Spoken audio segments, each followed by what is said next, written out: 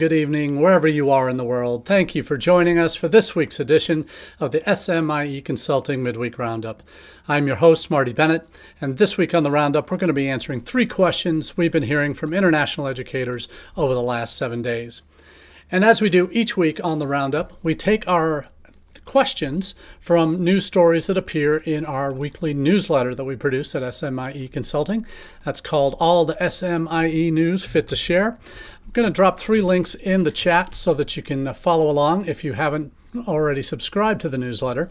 The newsletter comes out in 2 formats: an email blast that you can subscribe to on our website, smieconsulting.org/subscribe, and then also on LinkedIn, where you can subscribe and get that in your LinkedIn notifications every Monday at about 8:30 a.m. Eastern Time. So those 3 links can get you to the information you need, including the links for both editions of this week's newsletter in email and LinkedIn format.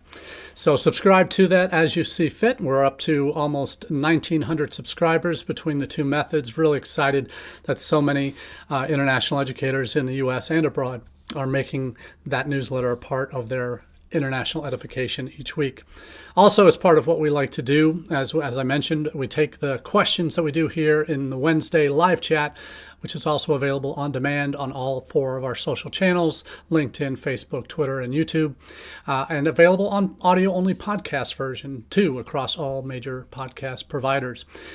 Those questions come from the newsletter about or surrounding any of the major themes we see developing in the news each week, and we try and go a little bit next level with our commentary here on the Roundup. Our hot takes you get on Monday. Wednesday, we get the more in-depth conversations about the 3 relevant topics.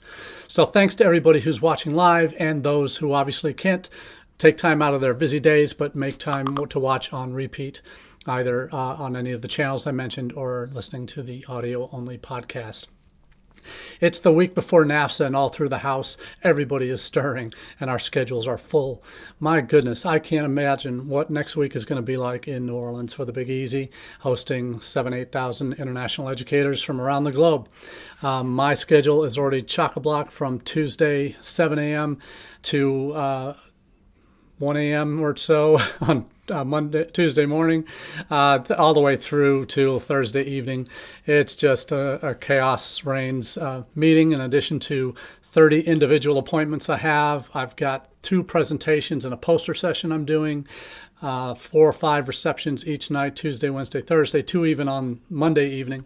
So it is just going to be absolute zoo, going to be the most exhausting week of my life, the most exhilarating week of my life, as it is every year at NAFSA. Can't wait, but also can't wait for the vacation I have coming out after that. So let's get right into our 3 questions this week. Next week, we'll be going live from the NAFSA exhibit hall floor on Wednesday afternoon. But today, let's talk about 3 questions we've been hearing that will have some impact in next week's conference, I'm sure. First up, how do you connect with future Chinese students? Now, this is always a hot topic because China, up until this year, has been the number 1 source of international students in the United States and many other countries around the world, quickly being replaced by India. But between India and China, there's not much in between them in terms of total volume going abroad. There's probably more from India going abroad to a greater variety of destinations now. But we see China and India, those are the 2 800-pound gorillas in the room that you're never going to have another one of those pop onto the world scene. Just population-wise, we're number 3 on that list, and we're only not even half that, probably a third, not even a third of that for most of those, for both of those other countries. So China and India are the big 2 that you have to have a strategy for. And for those that have followed the Roundup for a while, what we do at SMIE Consulting, we've been looking at different trends in the numbers that we see of students coming to the United States and other destinations around the world. But China is still one of the most unique ecosystems for recruiting. It is has its own challenges in terms of entry and travel within the country. Some easier travel than perhaps in other countries, but particularly if you're taking the train. Some less cooperative travel if you're taking airplanes into China. Certainly, prices have not yet returned to pre-pandemic norms, just because there aren't the flights in. We can't get U.S. airlines to fly certain routes because they can't go through Russia. They have extended routes, so there's less traffic that can get into China directly. So we have a lot of challenges with China, just getting there and having boots on the ground. So most of us rely on agents in country, potential partnerships with universities that might serve as pipelines to bring students to the U.S. But what gets the broadest reach is in digital strategies when it comes to China. And there have been there are several, probably two in particular, that have been heavily invested in China for the last decade or more in terms of their presence with digital presence on the ground, as well as human capital as well. In terms of those two companies, Sunrise and Sunorbis, we've talked about each of those on the roundup here. There are others that have come into play in recent years to offer different services as well, but Sunorbis and Sunrise are probably the two best known to U.S. audiences. Now, with regards to how do you connect with future Chinese students, this focuses really on the digital aspect of that.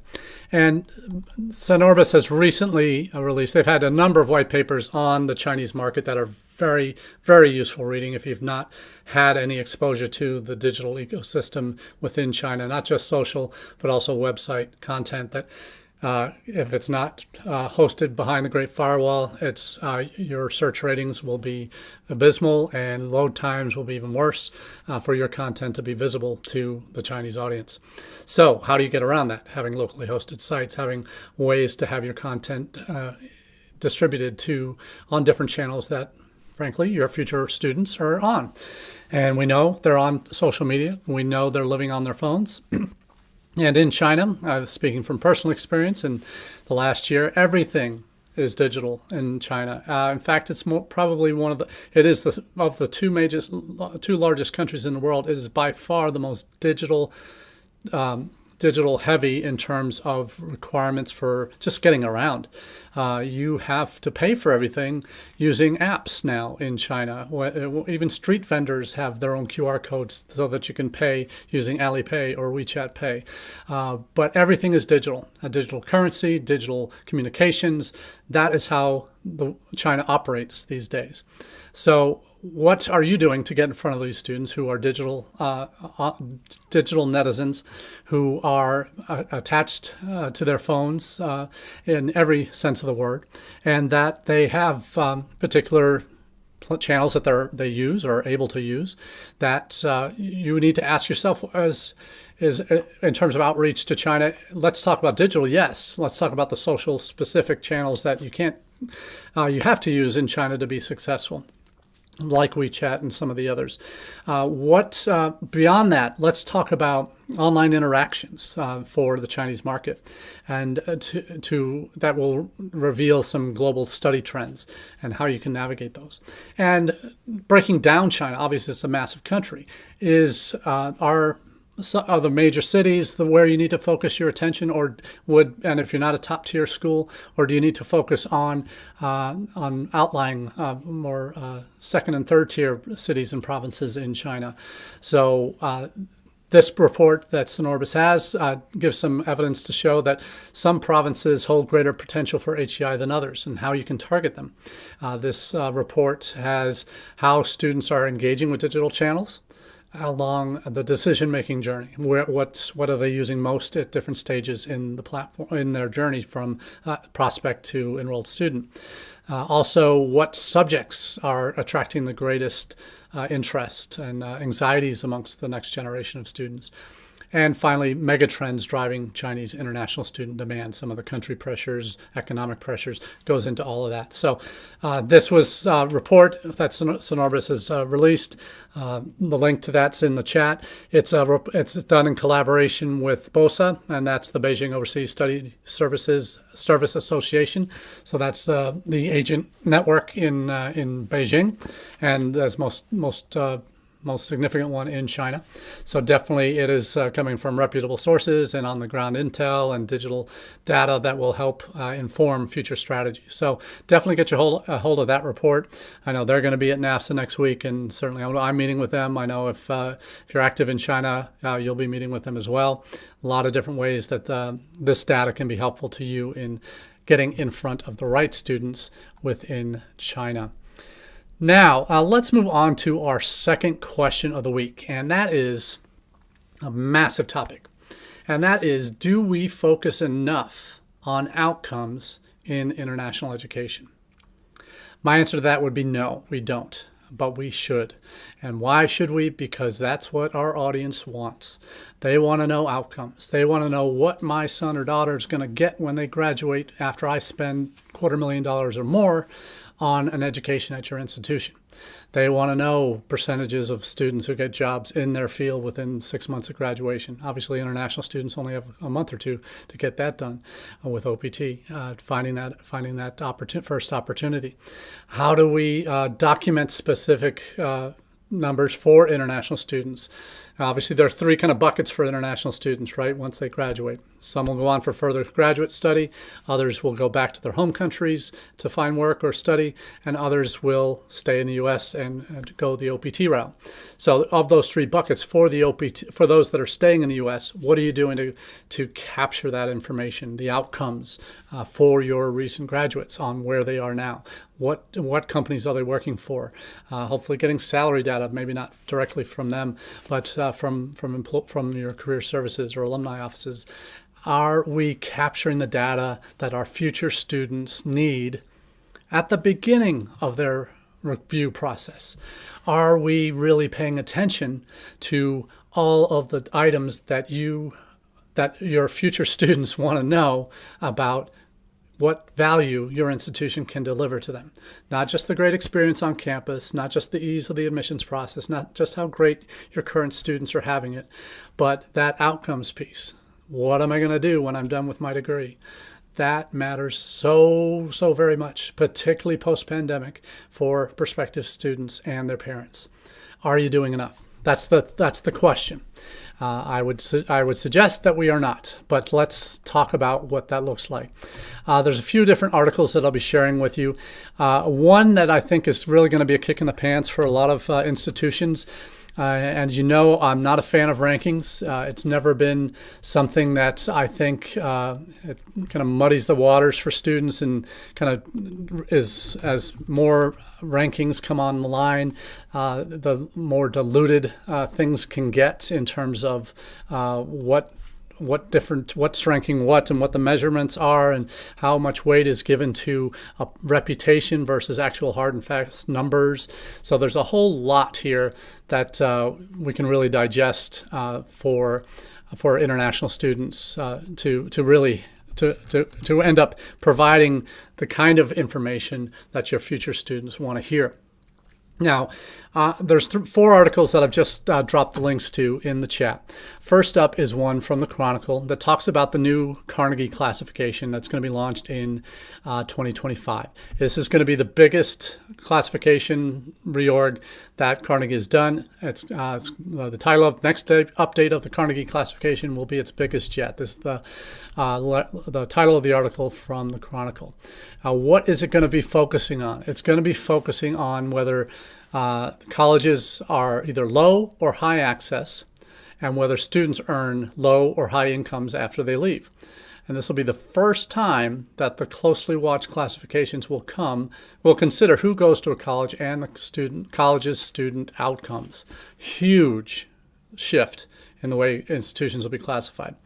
And I said I don't like rankings. This is not a ranking. This is a classification.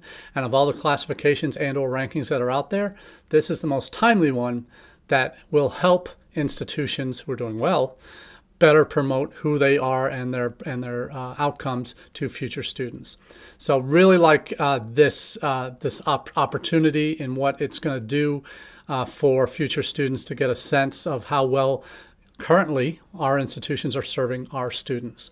So it's a really solid piece, and once that comes out, I'm sure there's going to be a lot of debate on the value of it. But certainly for me, in this day and age, it's calling a social and economic mobility classification. They've had a version of this that talks about socially mobile campuses and on the list. This is really helping paint a much broader picture on the value of the institutions as it relates to developing value in for their graduates.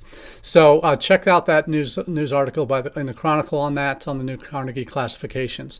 The second one, a little bit of an obscure one. It says 5 false college beliefs that harm international students. This is from Forbes, and it covers a wide range of topics, including advanced placement is a national curriculum, which it's not. Graduate student experiences translate to undergraduate. No, they don't. Students will graduate in 4 years, not on average, but international students typically do better than the domestic student. A college's selectivity is all important. Where are you? It's not. And the data will show a few different areas of that will give us who are not top tier institutions a little bit of reason to celebrate. And certainly something that we should be including in Conflow messaging to future students that, hey, it's not all about the name on the building or the ranking of the school. It's about the quality of the education, and that you can get quality education across the board.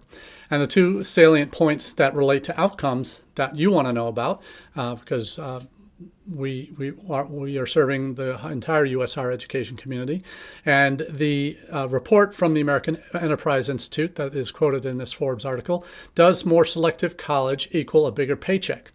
And it concludes that 4 years after graduation, 2 findings. Median earnings for college graduates from less selective 4-year institutions appear broadly similar to those for graduates from more selective schools.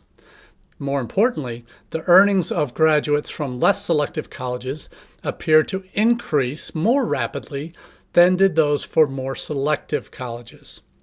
So that's encouraging data right there from this report. So that's another notch or another fact that you want to be incorporating into your messaging if you're not a top tier institution, that earnings from graduates from less selective institutions will increase more rapidly than those from their more selective peers. So that is a nice data point to have in there in your strategy, and that's over in a span 4 years after graduation. So that was a 2021 study. Now another article that was released coming out of the pie, it's related to one of the pathway providers, one of the longest standing ones, Into, that started in the noughties in the UK, expanded into the US and Australia eventually.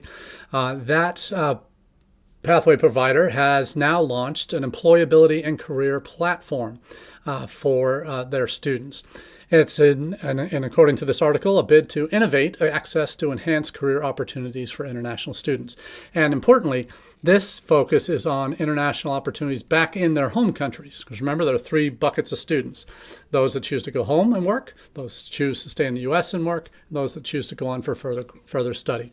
So this is a focus from Into here that helps students, as they're returning home, find jobs in their home countries. So this is, I think, a nice added value. I don't say that often about a lot of pathway providers, but partnership providers like Into, but they are certainly having this opportunity to expand the services that are available for for your current students who might be looking to go home. This is something that might make sense. It's called Return and Connect service. That is going to begin rolling out in 2024 across 4 countries initially: Thailand, Indonesia, Vietnam, and mainland China.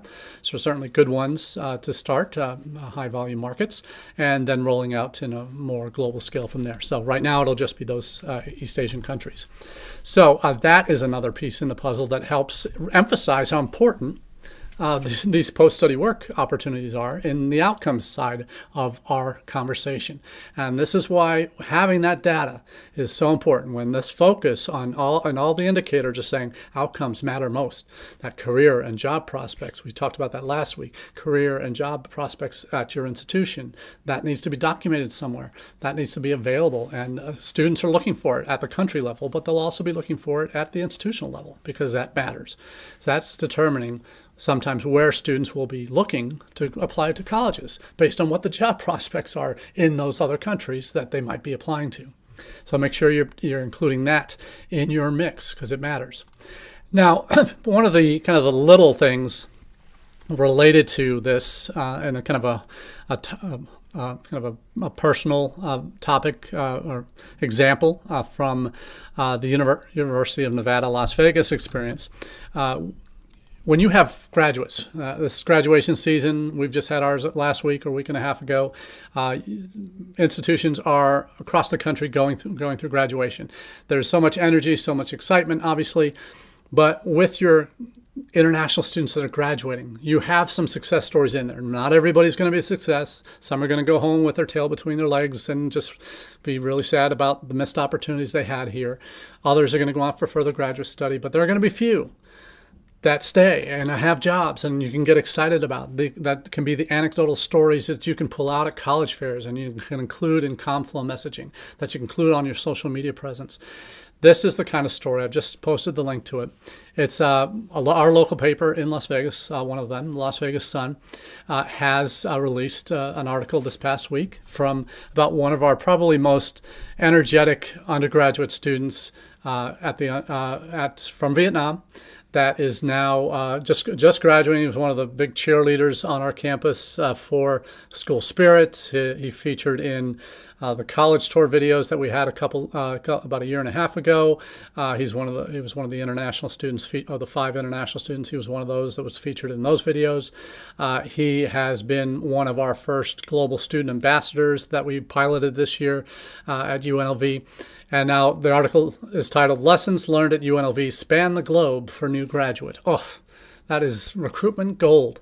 This is an article that I want us to be using in our Conflows next year, that I'm going to be sending to our agencies in Vietnam that work with prospective students, that they can share this student success story with their future students. This is absolutely essential, mining this kind of content once it's out there and someone else has put it out, not just your local in-house news channels for the university, but when a local paper is picked up on one of your current students and their success based on what they've done on campus and what they've got looking forward ahead of them based on their experiences they've earned here, that gets eyeballs in the countries that you're going to use. You might want to use it in. So I guarantee you, our local Las Vegas Vietnamese community has already gotten this on their Facebook pages. I'm going to be sharing it this week with our agency partners, GSM, in Vietnam, and make sure that they're aware that this is a real success story for UNLV and for future Vietnamese students to see this as an example of what they could be like in 3, 4, 5 years. So this is the kind of outcome that you can capture. That everybody's got them. You've all got these stories that you want to be able to link back to in future efforts that you have. But capturing this now and striking while the iron is hot, so to speak, is a real important step all of us need to be taking whenever these kind of these stories pop. So this is one that certainly I will be making the most of in milking it for all it's worth in the weeks and months to come. Now, let's move on to our final topic of the day, and it relates to, will a soft cap in Australia be the answer for migration issues there? Now, for those who haven't been following, we know that Canada in the last 6 months has introduced a 2-year cap of 30% or so, a 2-year cap on international student enrollments, and particularly targeting the vocational sector in that country, and it's a main aim to reduce the poorer quality students that had been coming in the past. Will hopefully be kept out by this new cap.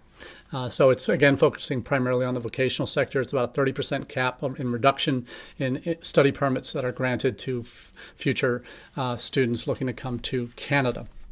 Now, this article is coming out of the PI News. The article is titled, Australia to move to cap-like limits on enrollment in its latest salvo. And may cap a limit for a maximum number of new international student enrollments at any institution under plans devoted to address international ed and skills frameworks. So and I gotta love the Aussies. They have some really interesting words that they've used. Dodgy providers we've heard about before, and now the government wants to protect international students from quote unquote shonks seeking to take advantage of them. And shonks are a lot of these dodgy providers, and focusing this effort seems to be similar to what's happening in Canada in terms of a focus on the vocational sector, where a lot of the probably lower quality students are coming, and that's why they introduced their genuine student test recently, and that's another piece of their strategy to get rid of some of the dodgy operators in the market. So we'll see what that happens and what that limit looks like.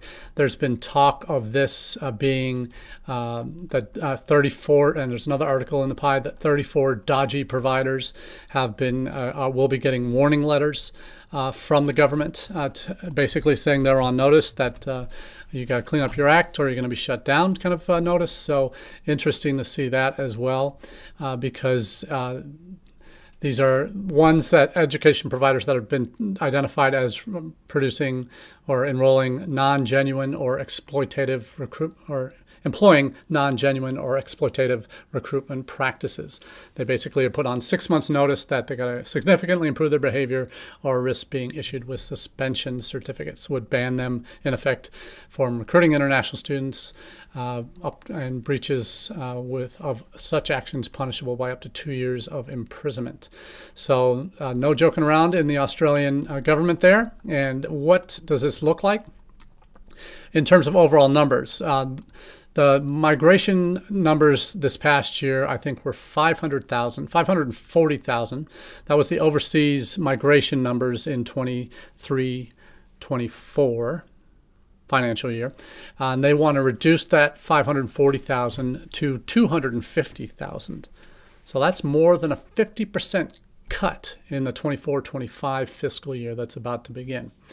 So we don't know what that will mean as it directly impacts students, but can you imagine a 50% cut to international students? We don't know that all of that 540,000, that's not all international students. We don't know how that's going to break down, but can you imagine? That's refugees, that's families, temporary school visas, international student visas that are in that mix. How are you going to apportion those and be fair? So this is something that we really want to see. I think a lot of institutions are kind of holding their breath down there as to what that might look like for their institution. And you would guess that the group of 8 and some of the top institutions in Australia will be immune to some of those cuts, but and you would think it would focus mostly on the vocational sector, but it is going to be quite but it also seems that quite significant in terms of the impact. But the interesting quote here that we're seeing is that, quote unquote, international students are the only group that the government can be confident that they can reduce numbers and not have any electoral backlash. Electoral backlash because there's likely to be an election in 2025, and it's the limits that are being proposed are not and the article goes on to say they're not dissimilar to what Canada's doing in their study permit cap. So it's definitely one to keep an eye on, and one that we will certainly be following here at the Roundup.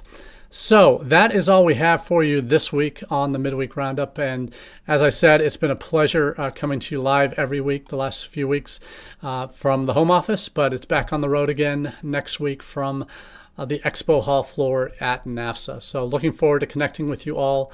For those that are going in person, hopefully we'll see you on the expo hall floor in two of the sessions or three of the sessions that I'm doing, or at one of the many, many receptions that we'll be covering. So until next week, we wish you the very best and have a great day. Cheers.